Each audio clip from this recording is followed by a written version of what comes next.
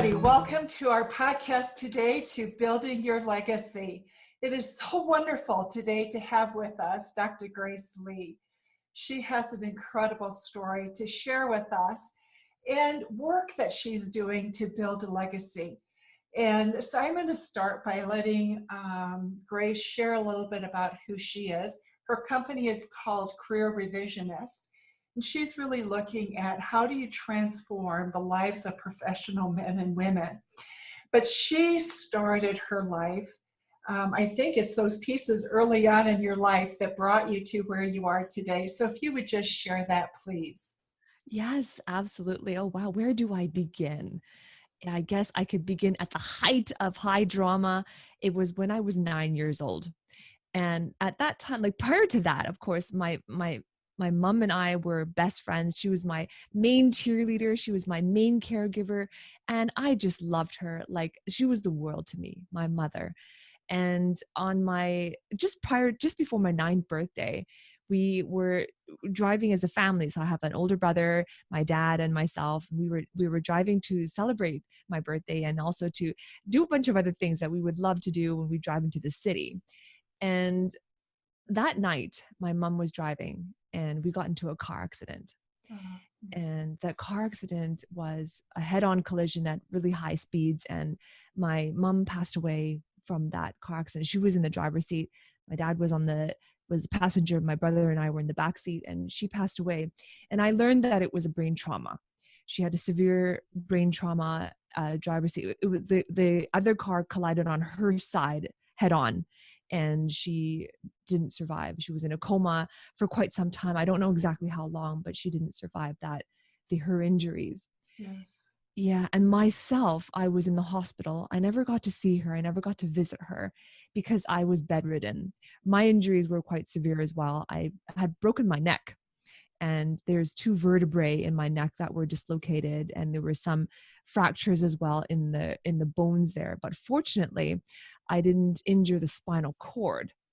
But the findings was that I was really close to becoming a quadriplegic, really close to becoming quadriplegic and depending on a respirator for the rest of my life. So that was very traumatic. My recovery was really long. I was in the hospital on a halo brace for months. And then after that, still had to wear a halo brace with that vest on for several months after that with recovery. And it was just really tough. So that was a life-changing moment.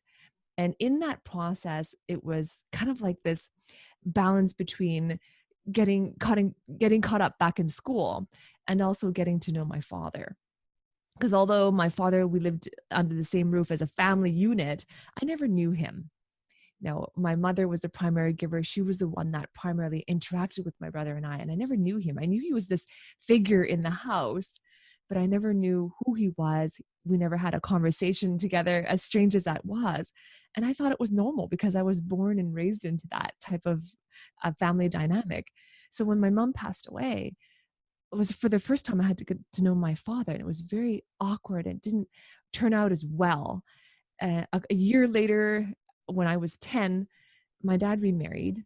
He remarried. It was quite unexpected, and he had a couple of children from that new marriage.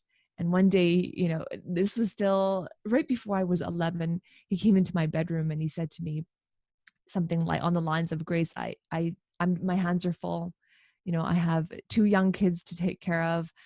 I don't have the capacity. The idea was that he couldn't care for me anymore. And so he asked me to leave. And so that was what began the next years of my life of quite a aloneness and a really awkward type of homelessness where I didn't have a place to call home and I didn't have a place to go. So it was a lot of wandering around, a lot of trying to figure things out and being in survival mode. Right. And so that was the lowest time of my life, just the lowest time of my life. I was depressed. I couldn't see my future. I didn't believe I had one. But most of all, it really had a hit on my self-esteem. I didn't think I was worthwhile as a human being. I didn't think I was valuable. I thought I was unwanted. And it was just rock bottom. Emotionally, spiritually, it was rock bottom. Until 11, I started working in a restaurant, and it was for survival, really. I mean, as a minor, you don't get paid a salary. There's no benefits working at the restaurant. But I got to meet a lot of people, customers coming in, and I was entrepreneurial at that young age. I didn't get paid a salary, a regular salary, but I learned early on that people leave tips. Right? So then I figured out a way that, wow, if I treated my customers well and I had conversations with them, I told them stories about myself, they left me tips. So then I was able to build up my salary. Sometimes I made $1 a day. Sometimes it was $2 a day on tip money I would collect on the table. And I knew that goes to me. I could put that in my pocket and save that up. So here I was saving $1, $2 here and there. And I had no idea what I was saving towards. Right? Because I didn't have a vision. I didn't think that I had any chance of a future at all, because I didn't have the support. I didn't have financial support. I didn't have emotional support or moral support. But this was the purpose of my life, was just collecting these coins, but I didn't know why. Yeah. And then one day when I was 14, this older couple came into the restaurant, and they dined in the restaurant. I served them well, and they were very astute. They observed that I needed a place to stay. So when they finished their meal, they settled their bill. But they basically told me, Grace, if you need a place to stay, you can come and live with us. Just like that. I've Wow. never met this. Yeah, I've never met this couple before. Never met them before. Wow. Yeah. So that night, carrying everything I own in a backpack, I followed them home. Yeah, it was risky, but I was desperate. I didn't know. Every day was a struggle. I didn't know where I would be sleeping. I didn't know where I would end up. And it was like a lot of unrest and a lot of feeling like I didn't belong anywhere. So when they took me in, I was desperate. I followed them home. And I remember walking to their house. They weren't driving. We walked to their place. It was close to that restaurant. And they led me into their room, very humble home, all yellow on the outside, wood yellow panels, right? So they led me up this narrow carpeted staircase up to the top floor, the second story. And there was a huge bedroom that was all yellow walls, big furniture with cherry wood color. They turned to me and they go, Grace, welcome home. You Oh, can, wow. yeah. Wow. Yeah. And they said, Grace, welcome home. You can stay here for as long as you need. Wow. Yeah. And that began my years of staying with them. It changed my life. They gave me a second chance, but I didn't recognize it at first. I didn't recognize it because I didn't trust them. Sure. You had learned not to trust. I did. I didn't trust them. And I thought to myself, okay, this is just temporary. I don't know when they're going to kick me out. I Mm. don't know when they're going to turn to me and say, okay, you have to leave now. You've overstayed your welcome. I didn't trust that this was it. So I kept them at arm's length. I didn't build a relationship with them. They tried to talk to me, but I didn't warm up to them. And I was testing their sincerity. Yeah, as a teenager. And it took me 2 years until I was 16 years old. One morning I got up, and in that bedroom, there's a window that faces their backyard. And the walls are really thin in that house. It was an older house. And one morning I got up to the sound of the homeowner. So there was a husband and wife. I woke up to the sound of the husband's voice standing in the backyard talking to one of the neighbors. And I went to the window and I looked down at them. And his voice is one of those voices that carries, really far. And I heard his voice talking to her, the neighbor, and he just sounded so sincere, nothing to hide, very honest individual. And it was right then in that moment that I had my epiphany. Yeah. And I realized that this couple, they're the real deal. They meant what they said, and they're genuine and they're sincere. And when I say tears of gratitude, I had tears of gratitude flowing down my face. And I knew that they meant what they said. And so in that same moment, the epiphany, I realized that I don't want to give up on life anymore. I had given up on life when I was 10. I was suicidal. I was depressed. I was feeling that there's nothing out there for me. And so in that moment, it was like a redemption. And I said, I don't want to give up on life anymore. I want to have a better life, but I need to be independent. So I'm not going to depend on anyone. I'm responsible for the rest of my life. I realized that. And also in that moment, I said, I want to have success so I can give back to this couple because they've given me a second chance. They give me a second chance and I want to give back to them. And with the society's programming, we're taught at a very young age that in order to have the things that you want in your life, the career that you want, you have to go to school, get good grades, and then you get a better job. So Yeah. that program, right, that pre-programming, it had a strong hold on me. So in that moment, I felt that the only way to get what I wanted was to go to school and do well in school to Yes. get a good job, right? So I told myself, my education is my ticket to freedom. There's no other way that I knew to be successful. So I chose education as my ticket to freedom, as my way out of there to do well. So that was when I started really started applying myself in school, because I learned that, well, there's scholarships out there. If I did well in school, I could win a scholarship and that would pay for my tuition. So, it was a do or die moment. Do or die. It was literally life or death. If I don't do this, no one's going to support me and I won't have a life. I won't have a future. So it was do or die. And I did. I got the scholarship and it paid for my entire degree. What an amazing story. What's amazing is, Grace, is from the moment that I first met you, Mhm. you have this incredibly positive, enthusiastic presence about yourself that you just put forward all the time. And I think of that because I think many times when we have a hardship or an obstacle or something comes in our way, Yeah. most won't have the obstacles that you've had to deal with, right? But we get stopped and shut down and then don't move ahead. And you have taken that, and rather than letting it stop you, it's like it's the generator behind you that keeps you getting more positive and more enthusiastic.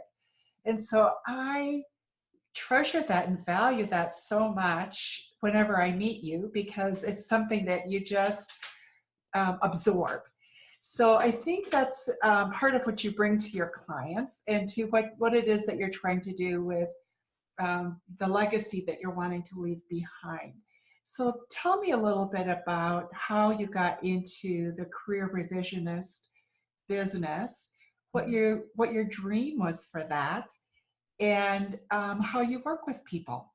Sure, absolutely. So fast forward a number of years from that high school epiphany, Yes, I later on earned my PhD. in neuroscience, which is not a small feat. Yeah, it was not. Yeah, It took a lot out of me in terms of time, my energy.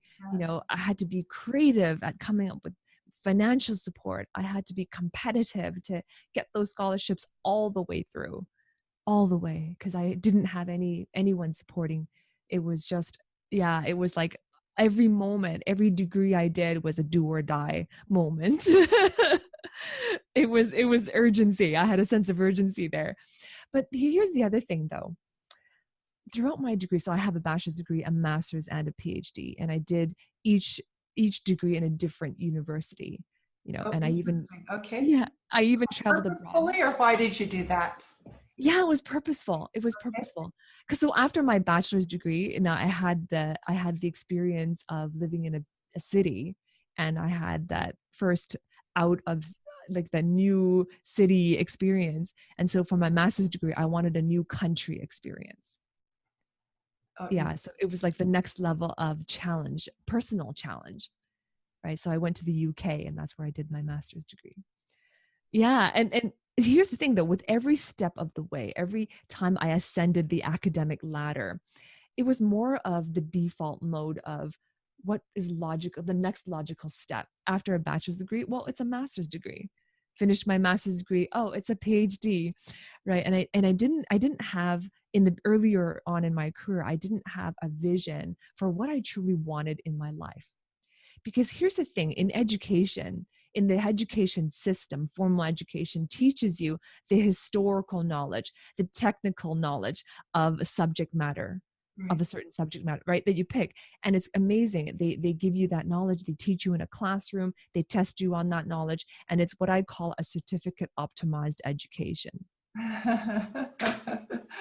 Yeah. Yeah. Yep. It is. It's a certificate optimized because the whole goal of the institution is they make money by having students successfully complete their programs and they get that certificate. And it's called a degree, right? The certificate you get is called a degree or it's called a diploma. It depends on the institution. Sure. But so it's optimized. It's optimized for the curriculum, but it's optimized to help students get through it so that they grant those certificates in ethical ways. They test you to say, okay, you have the knowledge, you have the historical knowledge, the technical knowledge, and then they give you the degree, right? But so I've identified during my graduate studies that there's a huge gap in the education system, that while they teach you that knowledge, and they're good at it, right? While they teach you that knowledge, they're assuming that everybody who does well in that type of learning structure, those are the people that become successful. Those are the people that have all the academic opportunities. Right. But not everybody succeeds with that type of system, with that type of learning, with the academic environment as well. Not everyone succeeds. And it doesn't mean that they're not intelligent, right? It doesn't mean that they're not capable of learning, right? So I noticed that there was a gap there. And the other gap, the bigger one that I'm trying to address in my movement, is that the education system, while it teaches you the knowledge, historical and technical knowledge, it doesn't teach you how to answer the more important questions in life, like who am I and what's important to me. And it doesn't teach you how to take the knowledge you've gained, the data that you've collected in the 4-year degree. It doesn't teach you how to organize it, how to package that knowledge, and how to turn it into invaluable wisdom that you can put out there in the world. The system doesn't teach you that. They just concern over, you got your degree and now off you go. Make something of your life, right? Right. Yeah. And so a lot of students, as high, as educated as they are, and a PhD, as you know, is the highest degree that a university can offer. Right. And so the expectation of a PhD, it was created in the 1950s, as an apprenticeship. And the apprenticeship with the expectation that when you do a PhD, that you will follow the footsteps of your mentors, right? That you will stay in the academic track and become a faculty member, and in modern day, a tenured professor. Correct. Right? Yeah. Assumption. Right. That was how it was created. The PhD program was created for that apprenticeship, for people who wanted to follow in their mentors' footsteps and become in the academic track. And the assumption back then was that this was the definition of a very satisfying career, right? And back then it made sense because you work in that career for 20, 30, 40 years. Right. Right. And you work hard and you earn more money and you retire. But now so much has changed. Back then in the 50s, that was like the pre-industrial age. Right. That was Right. way pre-information age. Right. And now we're the post-information age. Right. And so that model of graduate studies, of PhD, of the institution hasn't changed a lot since the 50s. It's still an apprenticeship. There's still that expectation. So a lot of students have that strong hold on them that if they don't use their degree, quote unquote, the way it was intended, that they feel like they have failed or wasted their time in their studies, or that they aren't applying their knowledge in some way, and they only know one way of applying it. Right? So I identified these gaps in the education system, and I set out to close that gap, to empower professionals to be more of who they are, and to be equipped to answer those important questions so that they can design their future and not have success define for them. So are the people that you work with primarily PhDs? They're not. Okay, so it's professional people at various levels. How do people find you and how do they work with you? Yeah, they're not. I started the career revisionist. I started that mentorship during my PhD. Did So you? it You are did. amazing, Grace. Absolutely amazing. Yeah. It was like peer to peer, right? Because I was peer, and I get it because I was going through the same challenges, but Yep. I found a way, right? So it was perfect in that sense. But when I left the academic pillars, I figured that this problem is much bigger than PhD students, Yes. right? And PhD is a degree, but so is high school. That's also certificate optimized education. So is a bachelor's degree. It's all certificate optimized. So then I could expand that into helping professionals, men and women who want more in their careers, right? And the way that I help them is I teach I teach men and women how to have strong business acumen, how to unlock their true vocational confidence. When you say business acumen, what do you mean by that? Because there's so many different ideas of what that is. So It when you is. talk about business acumen, what is that for you? Right. It for me, it is understanding how to start and grow a business to become wildly successful. The reason why I teach those principles is because building a career is so very much like building a business. Yes. Yes. Very much like it. So if you can understand true business principles and you understand the strategies for scaling, the strategies for business development, and all that goes into it, because nothing in business, nothing happens before a sale is made, Right. but you're selling all the time. In your career, you're selling all the time. So that's what I mean. I teach them these business business acumen, which is all that umbrella on building and scaling a business, because you apply that to building and scaling your career. It's about treating your career as a business, Got it. and Okay. right, and you're growing and scaling that, right? Yeah. So I teach them strong business acumen. I teach them how to unlock their true vocational confidence and how to become masters of their own professional destiny. Wow. And that's, yeah, so I work with them through these teaching and coaching programs.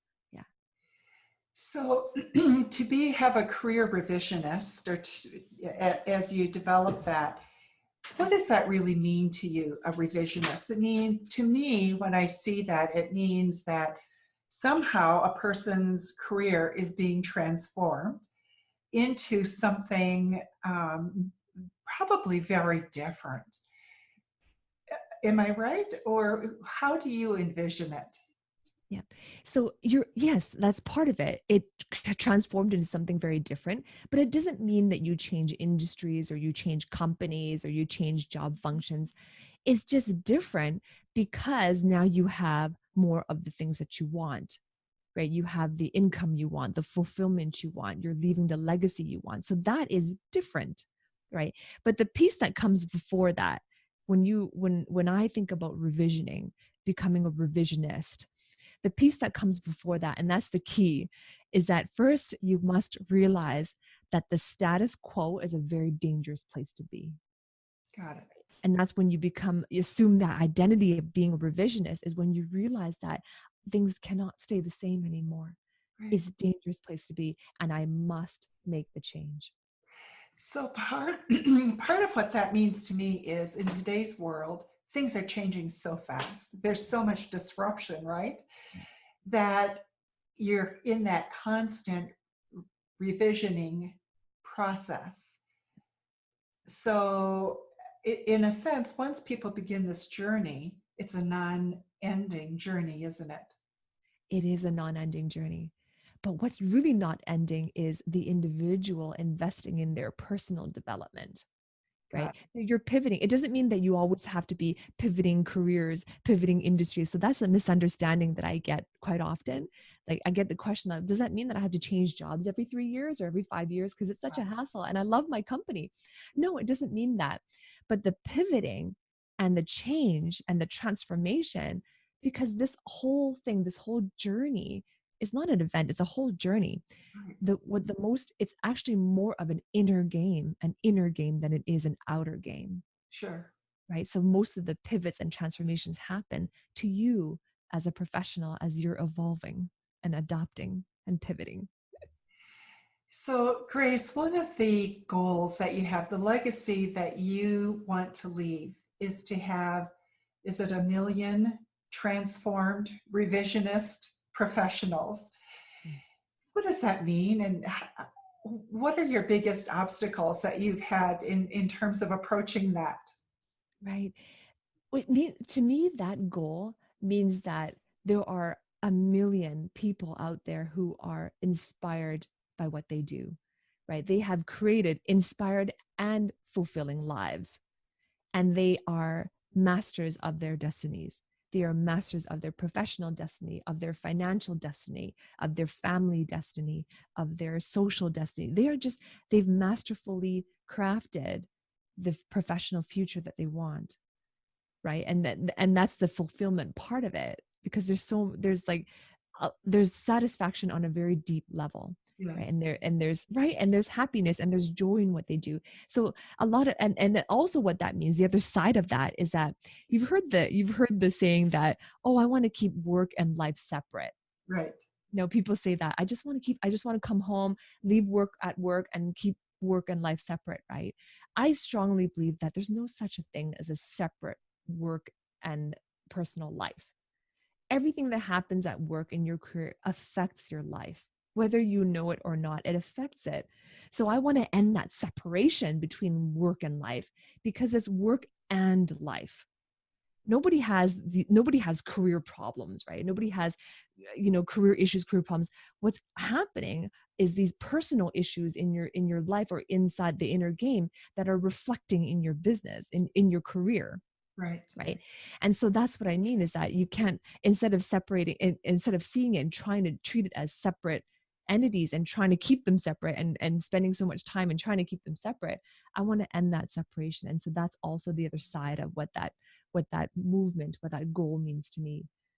Inspired empowerment, that you can integrate work and life rather than fight to keep them separate, and hopefully the two of them don't meet, rather than have it that way. Yes. Integrate the two. It's interesting you say that, because it is so true. We do talk, you talk about many of the entrepreneurs go into entrepreneurial life thinking that they're going to be able to have their work life and then have their good life, their family life, their personal life. And in a sense, it's separate. And because it's separate, it's a better quality of life. And I would agree with you that I think as human beings, it's very hard for us to compartmentalize. And when we do, we tend to lose a part of what it is that makes us more powerful in either the professional arena or in our personal arena of life. So I think that is really hugely valuable. And I think for corporations, that is also a gift that you bring, because I think there's a fear as people get developed that the corporation life, so to speak, may be truncated in that life balance. The personal life will have a greater balance, right, than but I know from a personal standpoint, I do best when I am passionate in my work, then I'm passionate at home. And when I'm passionate at home, I have more energy at work, right? That's so true. Yeah, that is so true. And I've worked with a lot of folks who were going through the process, and in the end of it, it's I understand that you want to have a good family life and that is separate from work life. But the thing is, if you have children at home, if you have a spouse, they are going to be seeing and observing what you're doing. Yes. And if you are on fire, if you are inspired by your career, if you are a leader in your career, and if you are on purpose, with purpose, and you have a vision for yourself, your family's going to see that. Your kids are going to see that. And then you become a living example of what's possible, right? You become, right? And it transforms the whole family dynamic, It right? does, doesn't it? It does. There's collateral effects to it. So that's why it's so impossible to keep the two separate. What's interesting about that is we think of legacy as doing this, right? Creating something. So For you, it's creating, changing, transform, or having transformed lives, a million of them.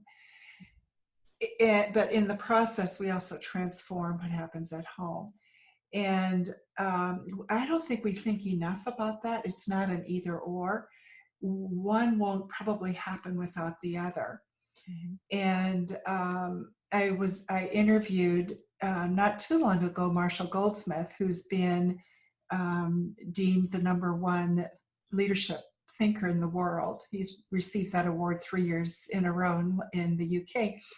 And one of the things that he talks about is you can't think about legacy until you have, unless you have health, so you've got to have taken care of yourself, and you have good family relationships.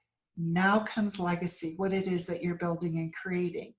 And I think many times we get that order mixed up. That's right. So I appreciate that about you, because you have them, you are respecting both. So, yeah, how wonderful. Thank you for that. Yeah.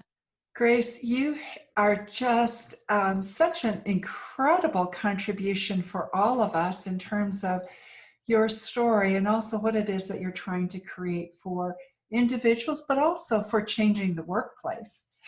And so I thank you for that. And I just thank you for your time today. Um, one last question I want to ask you. What is it that you're most grateful for in all of what you've done and that has made you who you are? I'm grateful for the opportunity to form partnerships. Okay. To me, this is like a partnership economy. And although in my past, the people I was related to, I didn't have a relationship with them, and things were cut off like that. I mean, that's, in all intents of word, we call those, people you're related to are supposed to be your family, right? Mm. But I learned in life that family is a relationship. It doesn't necessarily mean there's a blood relationship, right? Because there's got to be an intent when you build a relationship, and it's a meaningful relationship, and it's a mutual relationship. That is an intent, and it's a voluntary intent, Yes, yes. right? So I've been able to build family around me in, as my life progressed, as my career progressed. I was able to build family around me. And so these individuals in my life who've really challenged me, who have really supported me, although in the beginning I didn't have those skills in forming relationships and meaningful relationships with people, I did later on. And when I built these relationships, those relationships turned out to be the most meaningful in my life, and that is truly what I'm grateful for, are Thank these you so partners. much. Grace, our time is up. I could just go on and on. We'll have to have another podcast down the road, I think. So thank you, everybody, so much for listening to us today. And if you have questions or would like to get in contact with Dr. Grace Lee, please get in contact with me. Send us an email. We will be glad to connect you with Dr. Grace Lee. She has some incredible insights, so I know that you will enjoy talking with her and learning more from her as you go through building your legacy and leaving changed lives behind. So thank you so much today, Grace. It was a pleasure. Thank you.